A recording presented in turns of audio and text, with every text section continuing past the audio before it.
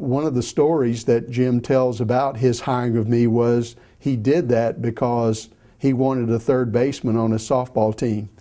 And he said that so many times that today I believe that myself. That's why he originally hired me.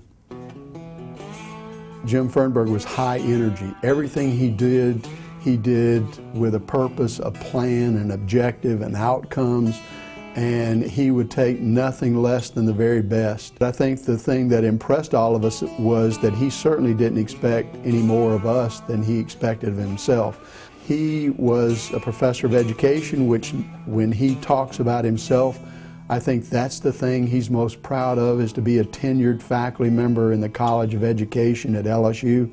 He always puts that first, and I had a great deal of respect for that. His wife, Nancy, was a school teacher, and she had an idea that she wanted to open a store that would cater to school teachers. And of course, Firnberg, always looking for ideas and concepts, worked with her. Today, that's known as School Aids, which is not only a huge success in Baton Rouge, but they have businesses in a number of other cities. His 4 sons are all employed in that business that the 2 of them started in a service station on Jefferson Highway. Jim was always very active in professional organizations. The national organization is called the Association for Institutional Research, AIR. Jim in the mid-70s was program chairman and president of that organization. So out of that collaboration came the Southern Association for Institutional Research, and today there are over 400 members in that organization. I would say that Jim Firnberg and Jim Montgomery are the godfathers of the Southern Association for Institutional Research. But it grew out of their desire to advance their employees, not themselves.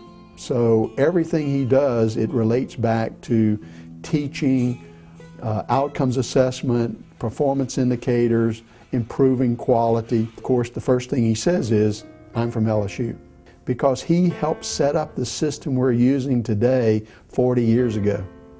So a lot of the things that LSU is doing today in terms of institutional research, providing data warehousing, information to all the colleges and departments are directly from the work that Jim and his staff did 40 years ago.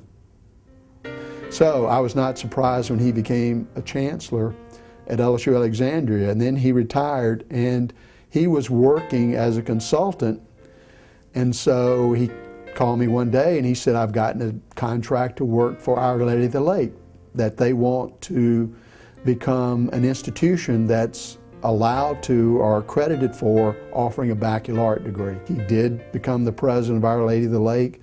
They were accredited. They do offer baccalaureate degrees, and he expanded the program offerings that they have there. Great teachers produce great leaders.